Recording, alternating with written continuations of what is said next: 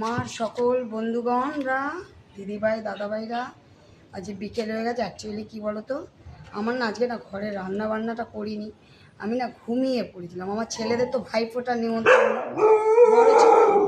বড় ছেলে তিন থেকে তার স্টুডেন্টরা দিয়েছে ফোঁটা। তারপর বড়ো ছেলে গানের লাইনে আছে, মিউজিক লাইনে, আর ছোটো ছেলে টিচার দিয়েছে। তারপর আরও ওর বন্ধু দিদিরা দিয়েছে। তা দুপুরে ওরা তো খেয়ে দিয়ে এসছে। এবার আমার রান্নার ব্যাপারটা কী আর করবো, আমি আর আমার কর্তা মিলে আনলাম কি, বড়ো ছেলে বললো কি ঠিক আছে মা তোমাদেরটা অর্ডার করে দিচ্ছি। তা দুজনেরটা অর্ডার করে দিয়েছে, যাই হোক একটা কিছু অর্ডার করে দিয়েছে। আমি না ঘুমিয়ে পড়েছি, ও ক্লান্ত তো, কালকে অত রাত্রে ঠাকুর দেখে এসেছি। এই জন্য তোমার আর শরীরটা ভালো না, প্রচুর খাটনি।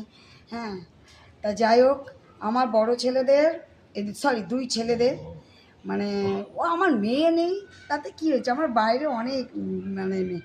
আমার দুই ছেলেকে মানে আবার রাত্রেও খাওয়া দাওয়া, দুই ছেলেদের বাইরেও নিমন্ত্রণ রাত্রে, মানে ফোঁটা রাখি ওদের, মানে ফোঁটা রাখি ওদের বাইরে, মানে দেখে মানে অলরেডি না 1 সপ্তাহ আগের থেকে না ওদের বুকিং করে রাখি ফোঁটা আর ভাই ফোঁটার জন্য।